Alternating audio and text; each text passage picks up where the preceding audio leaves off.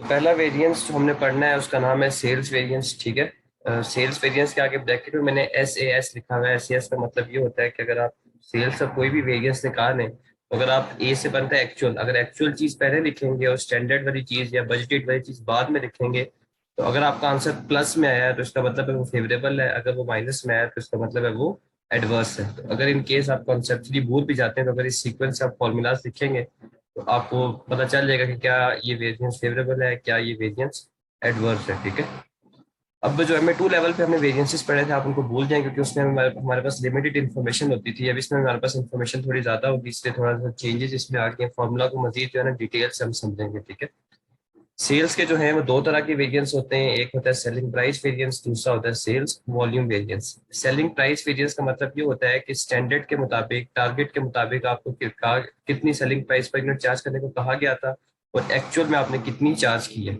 अगर तो आपने सेलिंग प्राइस स्टैंडर्ड या बजटेड के मुकाबले में कम चार्ज की है तो इसका मतलब है एडवर्स वेरिएंस है, क्योंकि लॉस होगा ना। स्टैंडर्ड ने आपसे कहा था कि यार आपने एक यूनिट पे $7 सेलिंग प्राइस चार्ज करनी है, आपने 6 चार्ज कर दी, तो 6 - 7 - 1 जो है स्टैंडर्ड के मुताबिक आपको लॉस होगा। टोटल जितने आपने यूनिट्स बेचे, एक्चुअल यूनिट्स सोल्ड, उनसे आप जब मल्टीप्लाई करेंगे तो एक यूनिट में अगर -1 का लॉस है तो 1000 में -1000 हो जाएगा।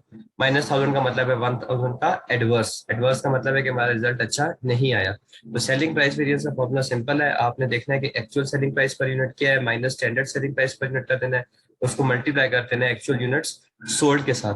दूसरा वेरिएंस जो है वो आपका सेल्स वॉल्यूम वेरिएंस है। ठीक है, वॉल्यूम का मतलब है कि वॉल्यूम या एक्टिव लेवल में चेंजेस आने की वजह से जो है जो वेरिएंस अराइज होता है उसको आप सेल्स वॉल्यूम वेरिएंस कहते हैं। उसका फार्मूला क्या है, एक्चुअल यूनिट सोल्ड। देखें मैं सेल्स वालों में एक्चुअल चीज पहले लिख रहा हूँ ब्रैकेट में, माइनस बजटेड यूनिट सोल्ड, कि आपको कितने यूनिट्स आपने एक्चुअल में बेचे और बजट के मुताबिक आपको कितने बेचने चाहिए थे। और इनका जो डिफरेंस होगा उसको आपने मल्टीप्लाई करना है या तो स्टैंडर्ड प्रॉफिट पर यूनिट से या स्टैंडर्ड कंट्रीब्यूशन पर यूनिट से। स्टैंडर्ड प्रॉफिट पर यूनिट से आपने तब मल्टीप्लाई करना है अगर आप मार्जिनल आप एब्जॉर्प्शन कॉस्टिंग यूज करेंगे। ठीक है, क्योंकि एब्जॉर्प्शन कॉस्टिंग में हम प्रॉफिट निकालते थे जबकि मार्जिनल कॉस्टिंग में हम कंट्रीब्यूशन के प्रिंसिपल्स पे चलते थे। तो अगर मार्जिनल कॉस्टिंग है उसमें लिखा होगा कि under marginal costing calculate sales volume variance. अगर मार्जिनल कॉस्टिंग है तो आपने सेल्स वॉल्यूम वेरिएंस में जो एक्चुअल यूनिट सोल्ड और बजटेड यूनिट सोल्ड का डिफरेंस है उसको आपने स्टैंडर्ड कंट्रीब्यूशन पर यूनिट से माइनस करना है। ठीक है, मल्टीप्लाई करना है। तो ये डिफरेंस है जो आपने याद रखना है। ठीक है, अक्सर ये स्टूडेंट भूल जाते हैं।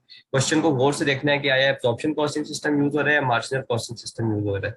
तो ये वेरिएंस जो है ये चेंज होगा एब्जॉर्प्शन कॉस्टिंग और मार्जिनल कॉस्टिंग के सिनेरियो में। एब्जॉर्प्शन कॉस्टिंग में आपने स्टैंडर्ड प्रॉफिट पर यूनिट से मल्टीप्लाई करना है एक्चुअल और बजट यूनिट सोल्ड के डिफरेंस को, जबकि मार्जिनल कॉस्टिंग में आपने स्टैंडर्ड कंट्रीब्यूशन पर यूनिट से करना है। ठीक है, सेलिंग प्राइस वेरिएंस तो इन एनी केस वो सेम ही होगा। ठीक है, ये डिफरेंस आपने याद रखना है।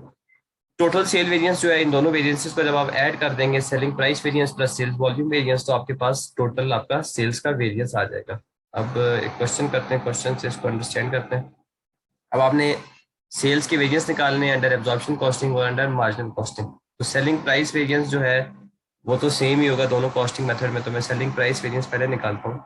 सेलिंग प्राइस वेरिएंस में निकाल रहा हूँ और सेल्स का वेरिएंस है तो एक्चुअल चीज में पहले लिखूंगा। तो एक्चुअल सेलिंग प्राइस जो है वो मुझे ये दी हुई है कि 1000 यूनिट्स आपने 650 का एक बेचा। 1000 यूनिट्स आपने टोटल बेचे और एक यूनिट 650 का, ये एक्चुअल डाटा गिवन है। ठीक है, तो एक्चुअल सेलिंग प्राइस जो है वो आपकी 650 आ जाएगी। बजट या स्टैंडर्ड सेलिंग प्राइस 700 थी, यानी कि स्टैंडर्ड ने आपसे कहा था कि आपने पर यूनिट $700 का बेचना है लेकिन आपने 650 का बेचा, तो इसका मतलब है आंसर आपका एडवर्स आएगा क्योंकि आपने 50 से कम बेचा। तो इसको आपने मल्टीप्लाई कर देना एक्चुअल यूनिट सोल्ड के साथ जो ये गिवन है 1000 यूनिट्स। तो 650 - 700 टाइम्स 1000 आपको दे देगा -50,000, यानी कि 50,000 का adverse as compare to standard 50,000 का एडवर्स वेरिएंस आपका है। मतलब लॉस में ही आप एक तरह से किए, लॉस इन सेंस के आपने बजट की टारगेट को अचीव नहीं किया और 50,000 से आप बिलो है। इसके बाद सेल्स वॉल्यूम वेरिएंस है, वो दो तरह के, under absorption costing, under marginal costing. Again sales का वेरिएंस है तो पहले आपने एक्चुअल यूनिट्स लेने, यानी कि एक्चुअल डाटा पहले लेना है। तो एक्चुअल यूनिट्स सोल्ड जो थे वो थे 1000 माइनस बजट के मुताबिक कितने यूनिट्स आपने बेचने थे 900।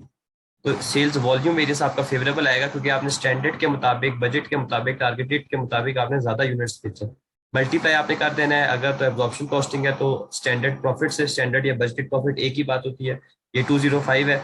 और अगर मार्जिनल कॉस्टिंग है तो आपने इस डिफरेंस को, मैं यहाँ पर नीचे मार्जिनल कॉस्टिंग का भी साथ कर देता हूँ, मल्टीप्लाई कर देना है आपने बजटेड कॉन्ट्रीब्यूशन से जो कि है 245, बजटेड या स्टैंडर्ड। अंडर एब्जॉर्प्शन कॉस्टिंग जो है, यहाँ पर मैं लिख देता हूँ एब्जॉर्प्शन कॉस्टिंग, यहाँ पर मैं लिख देता हूँ मार्जिनल कॉस्टिंग। तो अंडर एब्जॉर्प्शन कॉस्टिंग जो आंसर आएगा वो आएगा 20,500 का फेवरेबल। और अंडर अगर आप मार्जिनल कॉस्टिंग प्रिंसिपल चला रहे हैं तो आपका 24,500 का फेवरेबल आएगा सेल्स वॉल्यूम वेरियंस। ठीक है, तो सेल्स वॉल्यूम वेरियंस जो है वो थोड़ा डिफरेंट डिफरेंट होता है। जो एब्जॉर्प्शन कॉस्टिंग होती है उसमें आपको जो डिफरेंस होता है यूनिट सोल्ड का, उसको मल्टीप्लाई करना होता है एब्जॉर्प्शन में प्रॉफिट के साथ और मार्जिनल में कंट्रीब्यूशन पर यूनिट के साथ। ठीक है, तो टोटल सेल वेरिएंस दोनों को ऐड करना है अगर, तो आप मार्जिनल कॉस्टिंग यूज कर रहे हैं तो आपने 50,000 एडवर्स और 24,500 फेवरेबल को ऐड करना है। एडवर्स का मतलब हमेशा आपने याद रखना है माइनस होता है, तो अगर माइनस में आंसर आ रहा है तो इसका मतलब है टोटल एडवर्स है, अगर प्लस में आ रहा है तो फेवरेबल है। और अगर एब्जॉर्प्शन कॉस्टिंग प्रिंसिपल उसने सवाल में कहा है कि आप एब्जॉर्प्शन कॉस्टिंग यूज करें तो आपने इन दोनों को ऐड करना है। ठीक है, ऐसे आप टोटल सेल्स वेरियंस भी निकाल लेंगे। तो ये था हमारा सेल्स का वेरियंस। इसके बाद जो अगला वेरियंस हमने पढ़ना है वो है मटेरियल वेरियंस। ठीक है, मटेरियल वेरियंस के आगे मैंने CSA लिखा हुआ है। सी का मतलब है कॉस्ट का वेरियंस है, मटेरियल की कॉस्ट का ही हम वेरियंस निकाल देते हैं ना। मटेरियल हमारी कॉस्ट होती है, लेबर हमारी कॉस्ट होती है, वेरिएबल ओवरहेड्स हमारी कॉस्ट होती है, फिक्स ओवरहेड हमारी कॉस्ट होती है।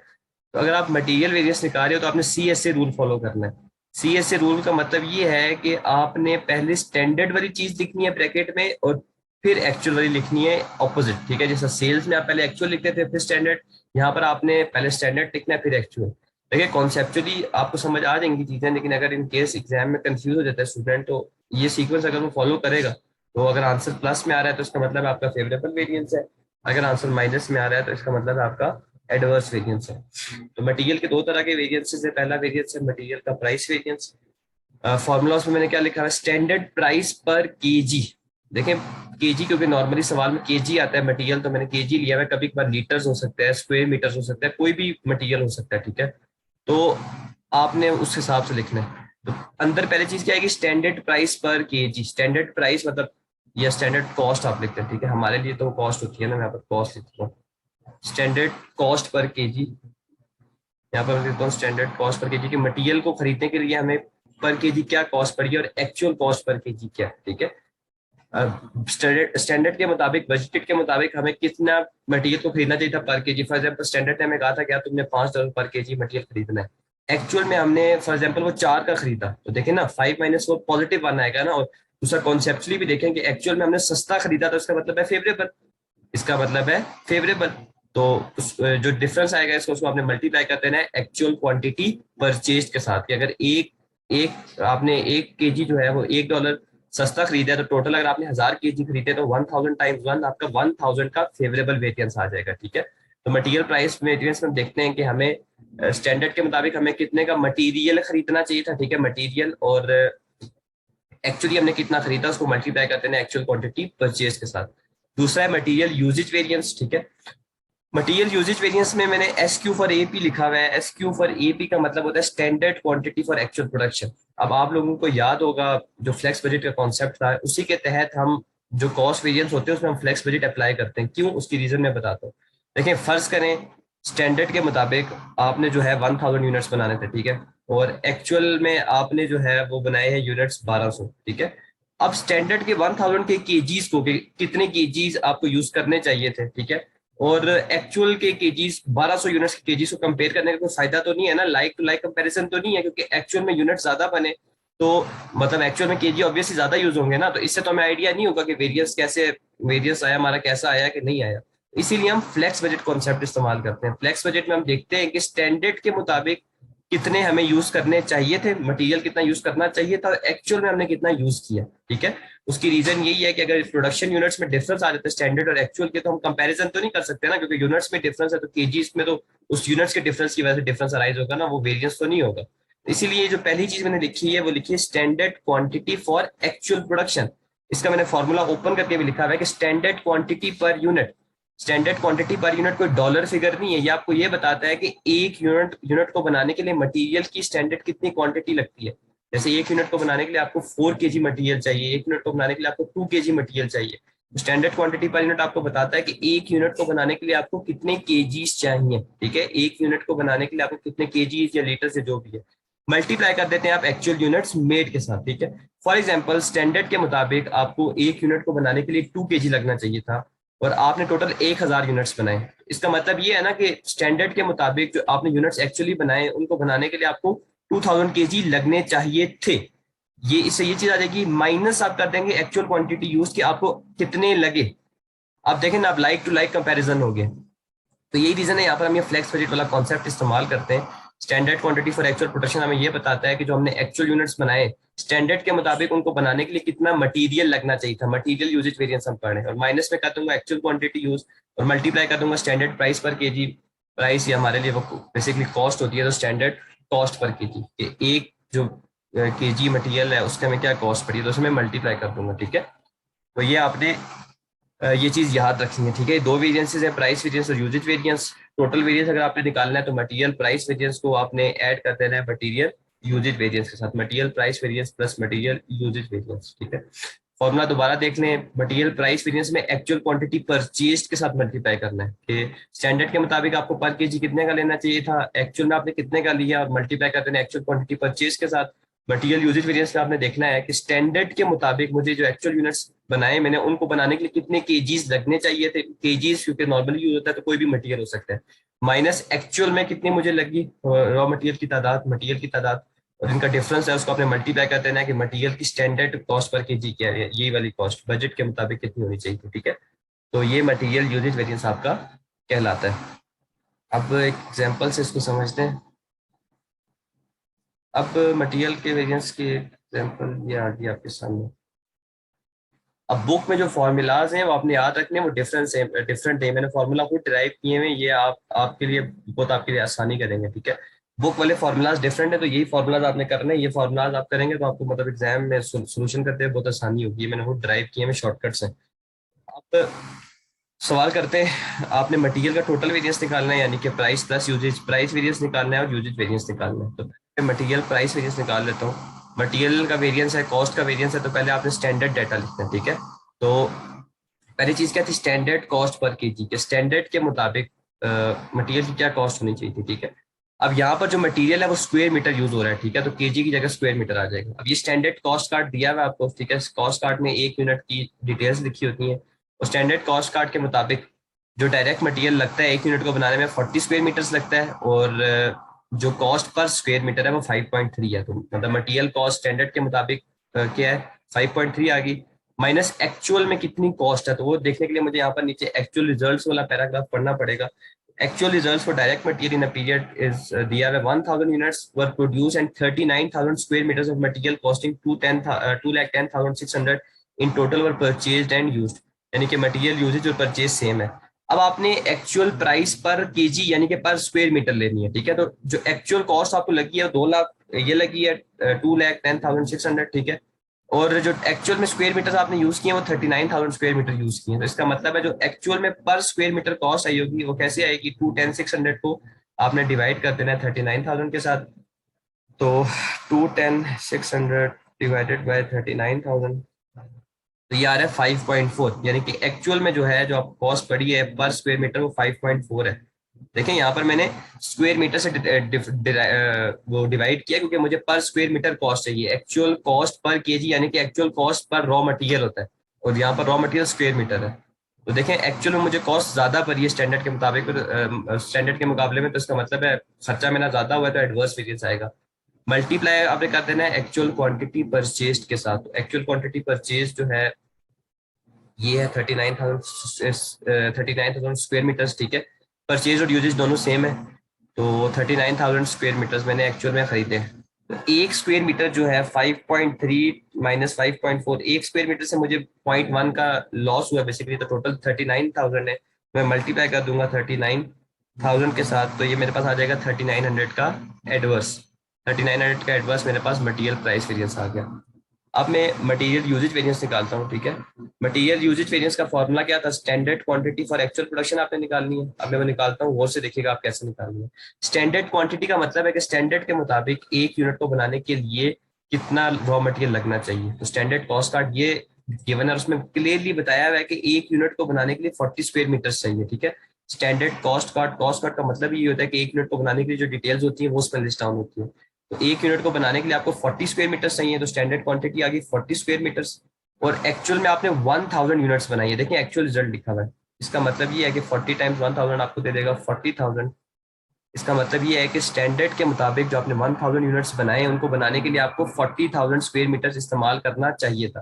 तो 40,000 स्क्वायर मीटर आपकी standard quantity for actual production आ गई, माइनस एक्चुअल में आपने जितनी यूज की वो 39,000 है, परचेज और यूज सेम है।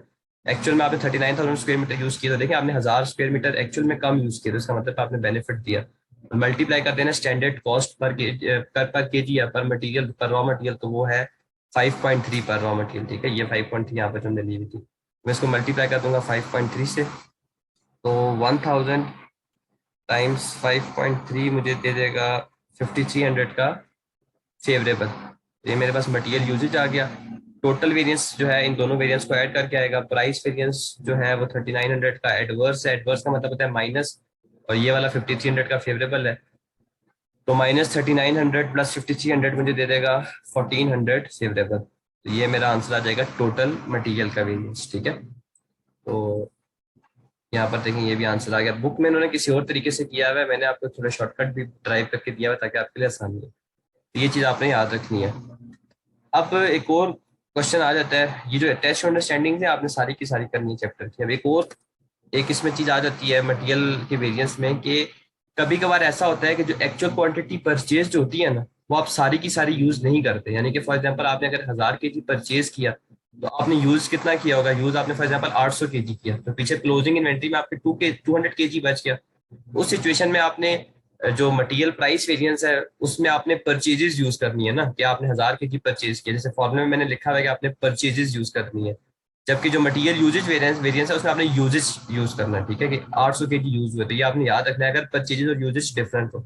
और जो 200 kg क्लोजिंग इन्वेंट्री बच जाती है उसका अगर वो पूछ ले उसकी क्या वैल्यू है, तो उसकी वैल्यू जो है आप स्टैंडर्ड कॉस्ट पे करते हो। स्टैंडर्ड कॉस्ट पर केजी, देखिए केजी में से लिख रहा हूँ क्योंकि नॉर्मली रॉ मटेरियल यूज होता है, लीटर्स भी हो सकता है, स्क्वायर मीटर्स भी हो सकता है।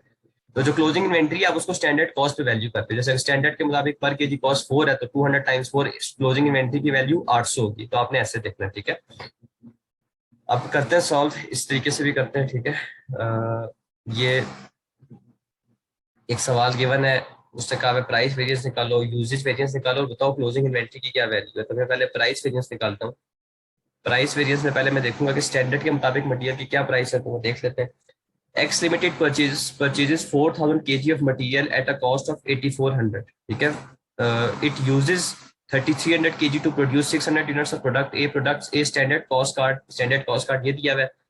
कॉस्ट कार्ड में हमेशा मैंने आपको बताया था पर यूनिट की डिटेल लिखी होती है। ठीक है, एक यूनिट को बनाने के लिए आपको मटेरियल का 5 kg चाहिए होता है और 2 पर केजी मटेरियल की कॉस्ट है। तो स्टैंडर्ड के मुताबिक कॉस्ट आपकी आ गई 2 माइनस एक्चुअल जो है आपकी कॉस्ट कितनी है वो हमने देखनी है। तो 8400 का आपने खरीदा और 4000 kg आपने खरीदे। ठीक है, तो 8400 डिवाइडेड बाय 4000, 2.1, यानी कि एक्चुअल में आपने महंगा खरीदा। ठीक है, देखे ना, 8400 का आपने मटेरियल खरीदा और 4000 kg खरीदे, तो इसका मतलब है 1 kg 2.1 का खरीदा। मल्टीप्लाई करते हैं एक्चुअल क्वांटिटी परचेज के साथ जो कि है 4000 kg। ठीक है, 4000 kg एक्चुअल क्वांटिटी परचेज आपने यूज करना होता है, क्योंकि प्राइस का मतलब ये है ना कि आप कितना खरीद रहे हो। तो ये आपके पास आ जाएगा 0.1 का डिफरेंस माइनस में आ जाएगा टाइम्स 4000, ये आपको दे देगा 400 का एडवर्स। तो आपका प्राइस वेरिएंस आ गया 400 का एडवर्स। फिर अब आपने यूजेज वेरिएंस निकालना है, उसके लिए पहले वही देखना है standard quantity for actual production. Standard के मुताबिक एक यूनिट को बनाने में 5 kg लगना चाहिए। मैं यहाँ पर कैलकुलेट कर लेता हूँ standard quantity for actual production. Standard के मुताबिक एक यूनिट को बनाने के लिए आपको 5 kg लगना चाहिए, और एक्चुअल में आपने कितने यूनिट्स बनाए? ये बनाए 600 यूनिट्स बनाए। तो 5 kg टाइम्स 600 यूनिट्स, तो इसका मतलब है स्टैंडर्ड के मुताबिक जो आपने यूनिट्स बनाए उनको बनाने में 3000 kg लगना चाहिए था। ठीक है, और आपने कितना यूज किया? आपने 3300 kg यूज किया, 3300 kg यूज किया, तो ये भी एडवर्स ही आएगा। 3000 kg स्टैंडर्ड के मुताबिक लगना चाहिए था, आपने 300 ऊपर लगाया। अब यहाँ पर मैंने एक्चुअल क्वांटिटी यूज किया। ठीक है, क्योंकि मटेरियल यूजेज वेरिएंस है तो अंदर एक्चुअल क्वांटिटी यूज करनी है। जो लास्ट इलिस्ट्रेशन हमने की थी उसमें परचेजेज और यूजेज सेम था। मल्टीप्लाई करते हैं आपने स्टैंडर्ड कॉस्ट पर केजी, तो वो ये 2 है, ये गिवन है स्टैंडर्ड कॉस्ट पर केजी 2। तो ये -300 टाइम्स 2 आपको दे देगा 600 का एडवर्स। ठीक है, 300 टाइम्स 2 बिल्कुल 600 का आपको एडवर्स दे देगा। अब आपने क्लोजिंग इन्वेंट्री की वैल्यू निकालनी है। ठीक है, तो क्लोजिंग इन्वेंट्री पहले देखते हैं कितनी। आपने 4000 kg खरीदे और आपने इस्तेमाल 3300 किए, तो इसका मतलब है 700 बच गए। और जो क्लोजिंग इन्वेंट्री है उसको आप स्टैंडर्ड कॉस्ट पे वैल्यू करते हो, तो स्टैंडर्ड कॉस्ट क्या है, 2 पर केजी मल्टीप्लाई बाय 2 कर देना है, तो क्लोजिंग इन्वेंट्री की जो वैल्यू है वो आएगी आपकी 1400। ठीक है, तो इस तरह जो है आपका ये सॉल्व हो जाएगा। ये देख लें 400 एडवर्स प्राइस वेरिएंस आया, 600 एडवर्स यूजेज आया, और ये एडवर्स इन्होंने वैसे लिखा हुआ है क्लोजिंग इन्वेंट्री की वैल्यू है। ठीक है, ये फार्मूलाज डिफरेंट है, लेकिन जिस तरीके से मैंने करवाया है वो जो फार्मूलाज हैं वो आपके लिए ज़्यादा आसानी पेश करेंगे। ठीक है, एग्जाम में आपको काफ़ी ईजी लगेगा उस उनको इस्तेमाल करते हुए। तो ये था हमारा मटेरियल की वेरिएंसेस। ठीक है।